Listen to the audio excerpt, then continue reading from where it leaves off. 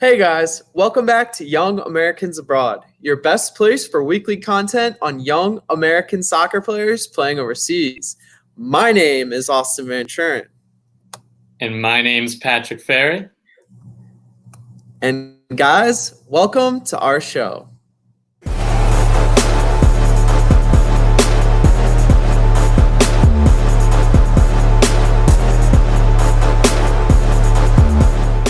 Well, guys, we got a couple of comebacks we want to talk about today. And the first one being Pat. Welcome back. Thanks, Austin. It's good to be back.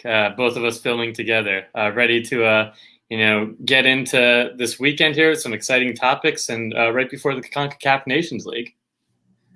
Yeah, the USMNT is going to be back as well. So we got to make sure, we get all these club situations sorted out and let you guys know what's going on before those exciting games.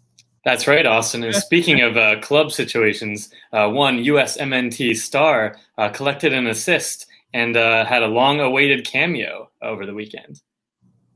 That's right. We also have another USMNT call-up getting another start yet again in Germany.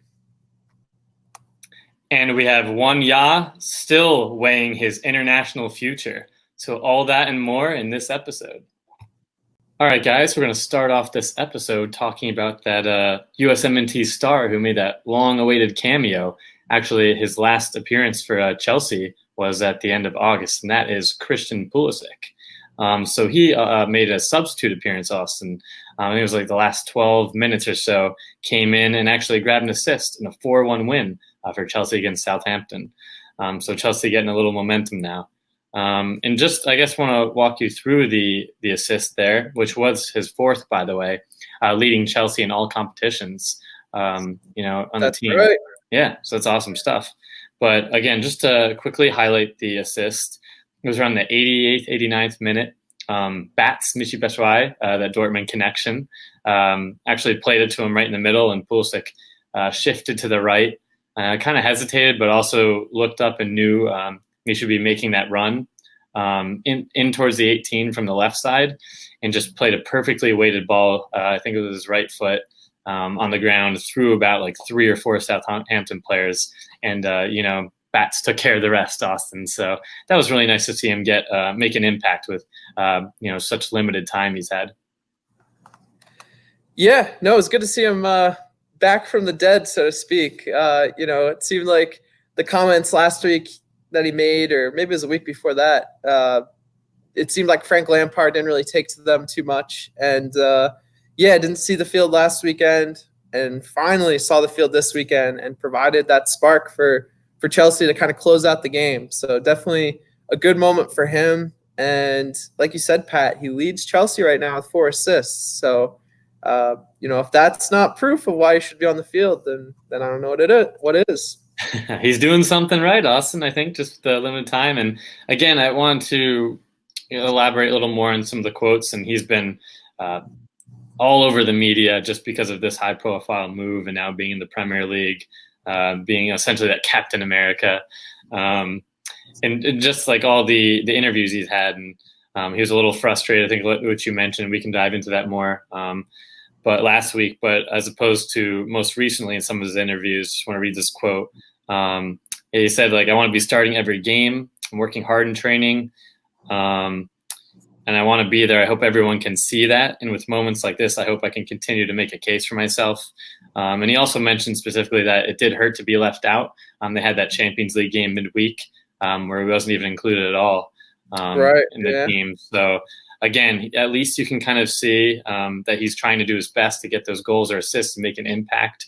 And the key, I think you mentioned what Lampard says, is just being really consistent, giving your all in training. He just wants to see full 100% day in and day out in training, which, again, is another level in the Premier League and when you're at a really high-profile club. So I think that's been an adaptation point for him. For transferring from Dortmund to Chelsea here. So just want to get your take on that, Austin, and how you read into those quotes or everything that's going on in the media.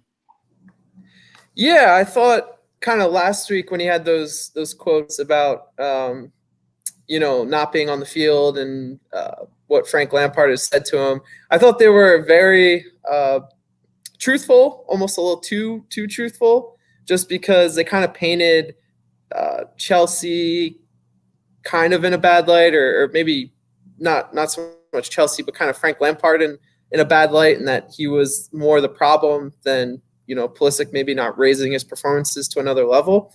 So I thought, seeing the comments this week and, him addressing the situation he's in, but addressing it in a constructive manner, that was, the big takeaway to me from those comments. And yeah, he came on, made an impact this week.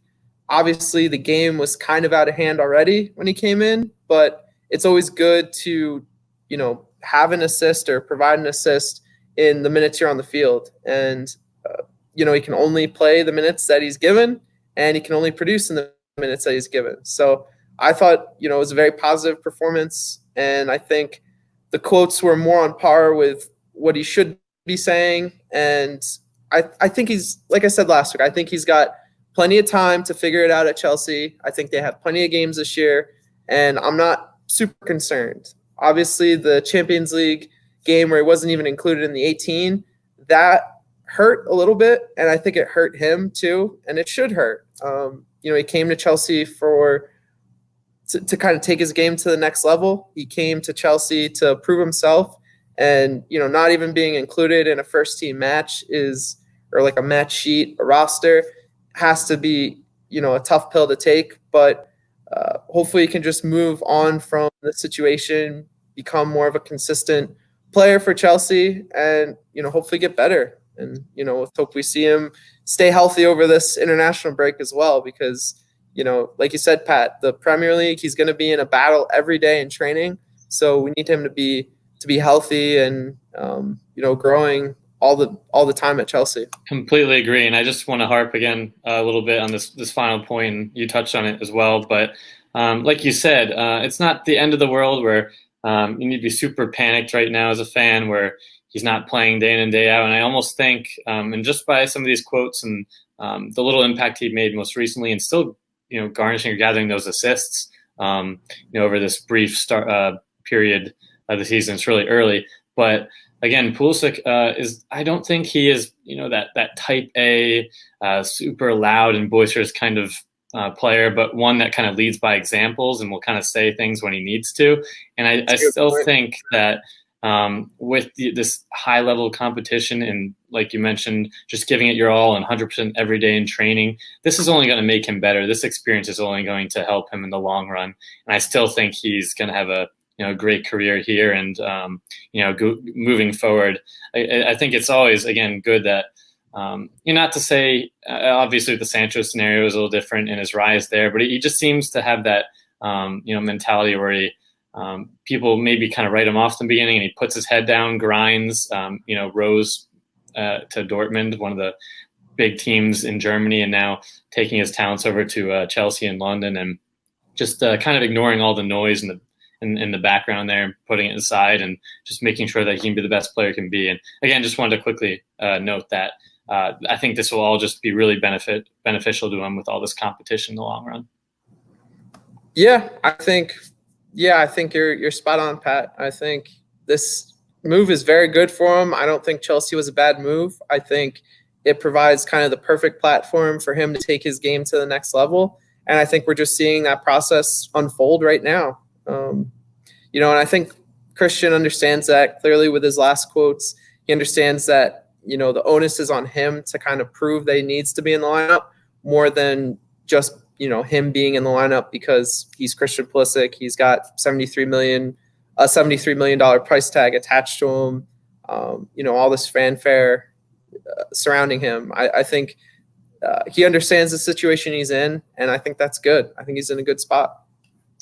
Yeah, well said, Austin. And I know we wanted to shift gears over to Germany for another exciting striker, and hopefully soon overtakes Gyasi. Yeah, and hopefully with Josie Altidore's injury this past weekend, we still don't really know the specifics of it and how long he'll be out. But if he is out, hopefully we'll see him start in both games in the Nations League, and that would be Josh Sargent. So Josh got to start again for Werder Bremen. ended up playing 71 minutes for them in their, I believe it was a 2-2 draw. I didn't write it down here, but I'm going to go with that. And that was against Frankfurt. And, Josh in this game, it was weird. He kind of like in the past few games, he's really started as that lone striker. And, in some of the substitute appearances before, he was pushed out to the wing, sort of as a right winger. And in this game, it seemed like he was combining back and forth with Leonardo Bittencourt and changing from a striker to a winger for most of the game, and in more stretches than previous games. So I thought that was interesting. I think he did a really good job in this game of staying engaged even when he didn't have the ball. I thought, he did a good job defending, winning headers in, I guess the attacking third, but winning headers off of, goal kicks. I thought he did a pretty good job of. And also, he did a very good job of combining with players, holding up the ball, taking quick touches to move possession around. That's the thing that I think he really needs to work on in order to move his game forward and become a more impact player in that striker position, especially for Bremen. And I thought he did that very well in this game. The one knock that he's had in the past, and I guess a better way to say it is, he's still adapting to the professional game because he's not thinking ahead at times when he gets the ball. It almost seems like when he gets the ball, he has to turn and then think where to pass the ball. But in this game, I thought he did a really good job of thinking ahead, planning out his passes before the ball even came to him. And it provided him, it set him up greatly in those opportunities and helped him really have success on the day. So the only real involvement he had on a goal in the game was on the first one. So there was a ball that I believe was won back, and Bremen were going forward on the counter, and Josh was one of the only players furthest up the pitch, made a great run to stay onside and get behind the defense, had the ball passed to him, and took a shot around Frankfurt's goalkeeper. But unfortunately, the goalkeeper literally stretched the other way, but got a foot out to stop Josh's shot from going in. And the ball it bounced around. Several players had a few shots on it, and then finally it went in. And so it led to their first goal. But it was a really good movement from Josh. Like I said, he stayed on sides, curled his run just long enough to get that maximum opportunity when the ball came to him. And then I thought did a really good job of getting in a good spot and getting a good shot off. But the goalkeeper just made, a really good save. So other than that, he didn't really have too many opportunities to score. I think he got a few more shots away, but he was never really in a good position to score after that one. So, all in all, it wasn't probably his best game, but at the same time, I was really impressed with his hold-up play, and I was really impressed with him combining with players in the attacking third in this game more than some of the games he's had. So, I was impressed, Pat. It's not – he didn't score or do anything like that, but I thought the play he had definitely showed progress as a player and showed the progress he's been making not only this year, but just his time from rising from a youth player to a full professional. So, and that's important that you bring that up, just kind of the progression of Sargent, especially as a young striker for Werder Bremen and also the U.S. here. And I thought what you mentioned was really important. Just want to quickly jump on that point where you mentioned just kind of, especially I feel like when you get from those youth levels, especially to the first team, in the first division of a lot of leagues, you just have to be quicker with everything you play. And you see that struggles. Some of the MLS players go to Europe, or just some of the young players rising out of the academies to, the two Bundesliga or what have it, the first or second divisions. And you just have to be quicker with your play, just kind of almost a more strategic approach and already be more proactive and see what's happening. And I thought you brought up some good points there with Sargent. Just kind of now you're seeing those skills develop over time, and you can see the year-to-year progression, which is, again, it's not skyrocket shooting like Pulisic per se, but you can definitely see a nice steady, from comparing it to like stocks almost, a nice steady increase there over time. And just I think his ability to another player that seems to not be fazed by anything with the noise and just a hard worker that, puts his head down, is really adapted, I think, now to Werder Bremen in Germany. And I think is only going to, do really big things from there. But also just want to mention too, we were talking off camera. I don't think Werder is a place necessarily where they're not going to be a ball dominant like Bayern Munich team where strikers are expected to score 15, 16 plus goals, every season. So he's not going to have those chances or, be involved in the game 24/7, I guess you could say, for the whole 90 minutes. So just wanted to bring up that. Yeah. And, that's a good point too. Right now, Werder Bremen's sitting 11th. And they were fighting for a Europa League spot last year, but kind of like you said, Pat, they're a team that I wouldn't say inconsistent is the right word, but there'll be games where they have possession, they look very good, and then there'll be other times where they kind of look sloppy and out of sync with each other. And it just makes for maybe not tougher development, but it just makes for it's kind of like what you said. I don't know if there's any better way to put it, but he's not, going to get the opportunities he would get at a big club like Bayern Munich. Like, it's just not that. But with the opportunities he's going to get, I think there'll be plenty of opportunities for him to score and grow as a striker. And you can always grow even if you're not getting those goal scoring opportunities coming to you in your lap. You can always improve your game. Like your hold-up play, like I said in this game, you got to take all those opportunities to grow those aspects of your game. And then, in those games where Bremen are playing very well, then is the time to kind of capitalize on those goal-scoring opportunities. And I think Josh has done that pretty well this season. I really wish, Pat, we could show some of the highlights from this game. Unfortunately, we can't because the Bundesliga copyrights all their I know it's brutal stuff like that. But there was just some really good connections and combinations that he played in this game. Some great passages of play where he received the ball, got pressured. There was one in particular that I'm thinking of along the sideline where he got the ball, picked it up, played a few dribbles upfield, literally got into a jam, but played the ball out, quickly before the defenders got to him. And then once he played it, he stepped by a defender, looked for, the return ball. But I don't think the ball ever came to him. But it was just really good knowledge and understanding, and it showed his composure. And, that's another good thing too. I guess his composure is really starting to he's just starting to feel more comfortable at that professional level. He's starting to get more composed when he has the ball, when he's calling for the ball. And I really like that progression of his game because I think that's the best way he's going to have to grow his game in order to succeed as a striker. Because like you said, Pat, or like I said, couldn't agree more, Austin. He's not going to take players on one-on-one. So he's got to kind of have quick movement to get by players and be smart with his movement too, be tactical. So Well, I mean, I couldn't agree more, and I think just really excited to kind of see what he can produce. Hopefully, he gets some great shots, in the coming week here at the Nations League. Yeah, I'm going to be upset if he's left on the bench over someone like Gyasi Zardes, because if Josie's on camp and Gyasi starts one or both of the games, then in my opinion, that means Josh is on the bench. Not on the bench, but he's the third option striker, which he's starting consistently for Werder Bremen right now in the Bundesliga. He should not be sitting behind Gyasi Zardes. That's Werder Bremen, Columbus Crew.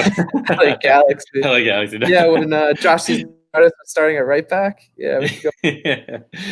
Jesus Christ. Yeah. But anyway. But I guess we want to, if you want to, Austin, shift gears over to the Netherlands and talk about a very controversial player, I guess you could say right now. Oh, I don't know if controversial is the right word. Yeah, maybe not the right word, but a very a player who has to do a lot of thinking and is conflicted internally. But yes. That is none other than Sergino Dest.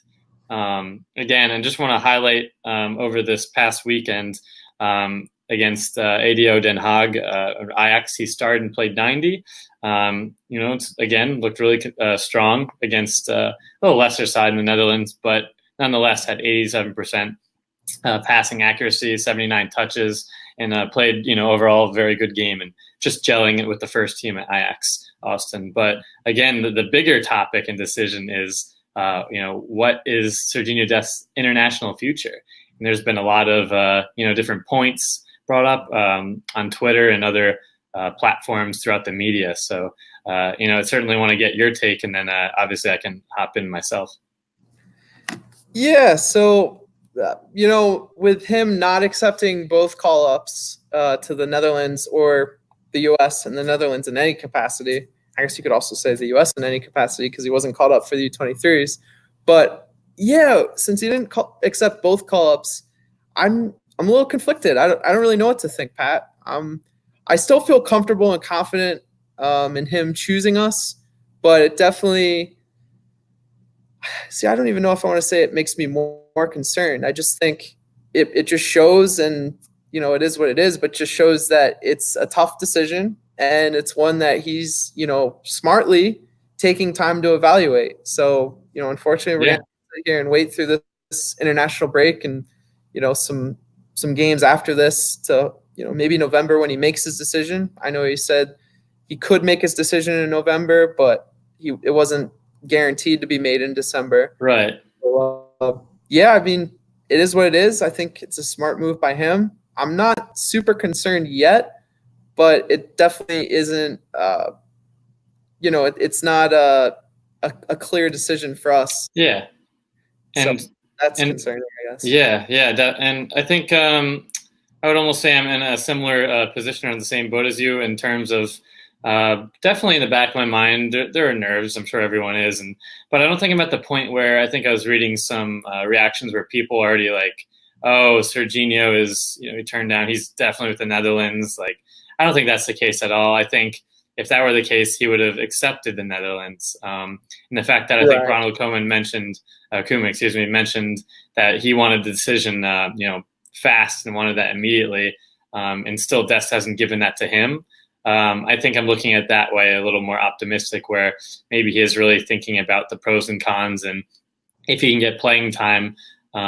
Because the U.S., it seems like just being brought in for those two, he's already made 2 senior caps with the friendlies, which does not mean he's cap tied. But if he were to play in this CONCACAF Nations League, just wanted to highlight that quick, Austin. But again, just going back to his situation, and it just seems like the Netherlands again, and you can elaborate more because I know we're talking off camera about this, but isn't necessarily that top tier team like they used to be, but also definitely trending in the right direction. They have a lot of great pieces, some of my Liverpool favorites, but again, just a solid program. And compared to the U.S., I think again it would be tough for him to, get maybe 60, 70 caps with the Netherlands as opposed to more realistic, I think, in my opinion. And you can harp on this as well if you wanted to. But again, I want to get your own opinion, obviously. But as opposed to 60 or 70 caps with the U.S., I see that as more of a realistic goal there. Yeah, and I think, it comes down to kind of what I talked about last week in our episode, and that's, weighing the positives and the negatives of both sides of the decision. He's got to figure out how realistic it is. He's like, what scenario is realistic if he chooses the Netherlands? And then he also has to decide what scenario is realistic with the U.S. And with that being said, it's hard to really predict that. But at the same time, I think, we have enough clues right now that I think it would be apparent he would be a consistent, roster maker for us and, hopefully starter for us. I think the talent is there. DeAndre Yedlin, we'll see what he brings in this camp. Let's hope he gets minutes because I really want to see, what type of player he is compared to, Sergino Dest and Reggie Cannon and see what he brings to the field in a USMNT shirt again because he hasn't been on the field in a little while. But, he could also play left back. And, DeAndre Yedlin's getting older. Reggie Cannon is no lock at right back. So I think it would be fair to say that he would be a consistent player getting called up for us. Does that beat maybe being a fringe player, or, you never know. Maybe he thinks he's already a lock for, the call-ups for the Netherlands. I don't know. I don't think he is. So I think being a lock for getting called up for the U.S. For the foreseeable future is more enticing to me. But, you never know. And it also comes down to family and personal situations. He's grown up in the Netherlands, Pat. So, we don't Good point. Yeah. We don't really know that side of him. We don't really know what that's like. So maybe, when he was younger, that was a big part of, his dreams growing up. And, it wasn't really possible, or wasn't really something he thought about until now, or, really didn't have the chance to have until now. So, I don't know. Yeah, it's tough. Yeah, again, not leaning either way with a definite answer. We don't know the mind of Sergino Dest, but again, again, like you mentioned, just bringing up being raised and grown in the Netherlands, and also playing for Ajax, one of their most coveted teams in the country, but also Right. like we've harped on the last few episodes too, touched on that his connection with the U.S. program and the youth teams moving forward, kind of building some chemistry and bonding with them, and just kind of seeing the whole program, rising from the ground up to the senior team, all, factors I'm sure that he's weighing in. So, I guess, well, honestly, I don't have too much more unless you have anything else to mention with Sergino, but, excited really to, if he were to join, just kind of see what his decision is. Still really hoping, but I don't think, again, it would be the end of the world. It would definitely be a loss, not to have him, but also I still feel like we can't be sure, just kind of floating in that middle unknown spot. Yeah, and it's fair. I think it's smart that he's taking time. We both kind of said a few episodes ago we thought he was going to decline this invite. So, yeah, I think exactly. Taking the proper steps to make a conducive decision, and one that he can feel confident in and comfortable with. And, we'll support whatever decision it is. It kind of is what it is. It's out of our hands. So we can't really, right. We can worry about it, and, we can try to sway it, I guess. But at the end of the day, it's about what he wants. And I think we've showed that we need him, and we would play him. So that's all I have, Pat. I think now let's move over to Weston McKennie and talk about his game for Schalke this past weekend. So Weston actually was starting on the bench for Schalke in their 1-1 draw with Köln. And, going into the day, I think Schalke looked at Köln as kind of a lesser opponent. Don't want to say that, but I think that's kind of how they viewed this game. They kind of did the same thing with Paderborn and Weston McKennie. They put him on the bench for that game. And, Köln sit right now in 17th, just ahead of Paderborn. So with that being said, I think, they approached this game as a game that was an easy win. And at halftime, it wasn't looking so good for Schalke. They were tied 0-0. Köln had some good chances in the first half, and it was a tough game. So to start the second half, David Wagner, the astute coach he is, subbed on Weston McKennie and also another player, and kind of changed the formation.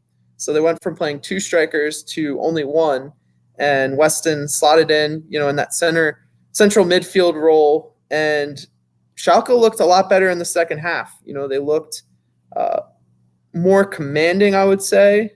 And Weston kind of provided that spark to kind of get them back on track. And they ended up scoring in the 72nd minute, but then ended up conceding in extra time. So for all the, going into the day, for, the thought that Schalke had in coming into this game, it was all for naught. They ended up drawing 1-1. But, with that being said, I think it was good to see Weston come in and make an impact. I don't attribute Schalke. He didn't really have a hand in the goal for Schalke. But at the same time, I thought Schalke did look more, like I said, dominant or commanding in the second half. And, they were unfortunate to give up that late goal and, lose 2 points on the day. But I think it just kind of shows how, crucial, Pat, that Weston is to this team and, the impact he makes when he's on the field. Yeah, I think, brought up some good points. And definitely it seems like Schalke and, with their beloved manager who we like there, Wagner, has really turned around. And I know our expectations for Schalke weren't as and it's still early, but Right. they're definitely much higher than I think I expected, at least. And it definitely is great to see Schalke, McKennie under such a great manager here at Schalke and learning from him. And I think this can only bring, like we talk about off camera, consistency to his game moving forward. Yeah, Schalke sit right now in 6th after 7 games. So Europa League spot? I believe so at the moment. I think it's right around there. The Europa League spot. I can't remember if the Bundesliga does 5 or 6, but Close around there. Yeah, I want to say, so 6 is a Europa League spot. I believe it's a qualification spot. So if the season ended today, which it's nowhere near ending, but they would be in Europa League qualification, which is a breath of fresh air from where Schalke was last year. So I think David Wagner's done a great job.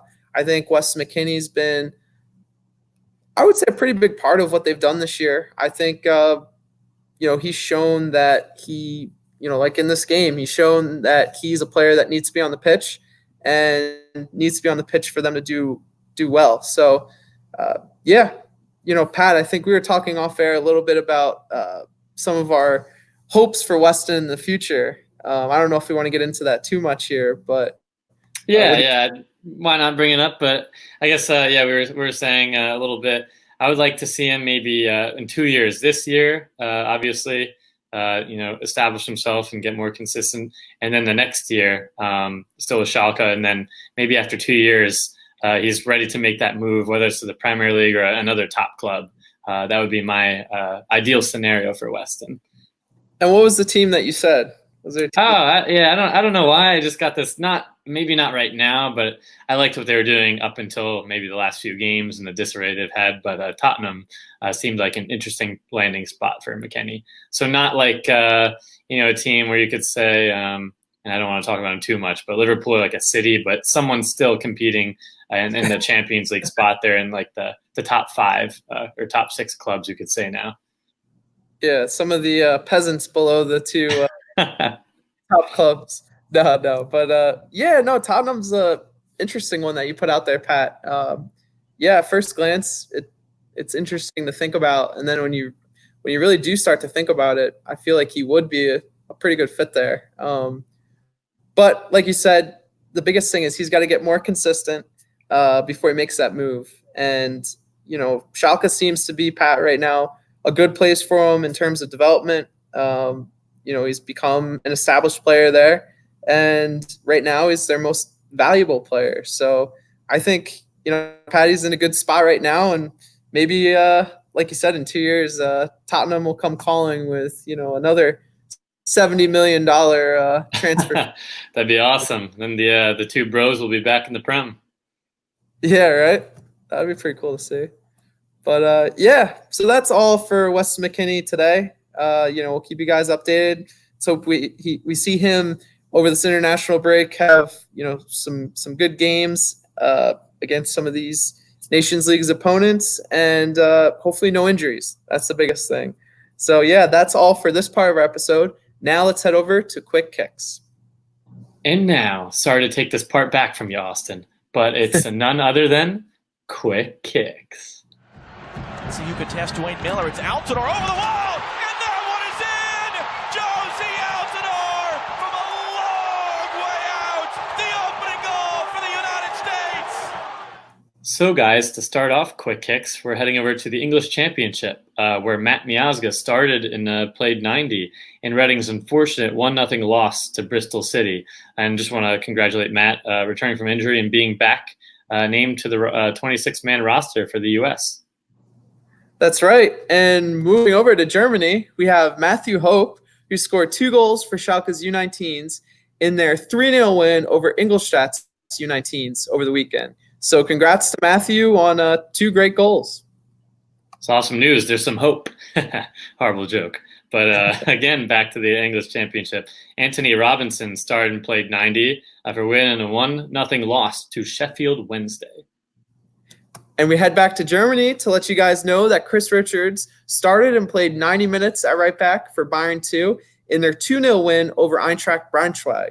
So that was a team that used to be in the Bundesliga, I believe, 3 years ago. So, yeah, great to see. And Bayern 2 now sit in 8th place in the 3 Bundesliga, 5 points back from first. So, yeah, keep an eye out on that promotion race.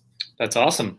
And again, going back to where I was before the English Championship, we have Cameron Carter-Vickers with Stoke City. Started and played 90 in a 2-1 win against Swansea City. So crucial win for Stoke. That's right. They need it after the position they're sitting in, I said last week. And moving over to the Netherlands, Haji Wright started and played 87 minutes in a 4-1 loss to PSV. So good to see him on the pitch. But, yeah, VVV Venlo have not been so lucky this year. And Duane Holmes subbed on and played the final 6 minutes in Derby County's 2-0 win against Luton Town. And Andrija Novakovich started for and played 71 minutes in a 1-1 draw with Salernitana. So, had to get that Italian. There's a great accent there, Austin. I like that. And unfortunately, I can't do an Austrian accent, but Erik Palmer-Brown played the first 45 minutes in a 1-0 win against Sturm Graz. And Zack Steffen started and played 90 minutes for Dusseldorf over the weekend, unfortunately in their 3-1 loss to Hertha. So Dusseldorf still can't stop the bleeding. That's tough, man. He's not playing. He's playing pretty well, just not much help. But heading over to League One in England, Matthew Olosunde started and played 90 minutes in Rotherham's nice 4-0 win against Coventry City. And heading back to the Netherlands, Chris Gloster, as well as Richie Ledezma, both started and played 90 minutes. But Chris Gloster also picked up an assist in young PSV's 3-1 win over the weekend. Nice. Congrats to Chris there. And again, staying in the Netherlands with the young Ajax bros. You could say Joshua Pynadath, the young 17-year-old midfielder, came on in the 66th minute. So exciting to see him get some minutes. While also another highly touted U.S. youth player, Alex Mendez, came on in the 78th minute in a 6-0 young Ajax thrashing against FC Eindhoven.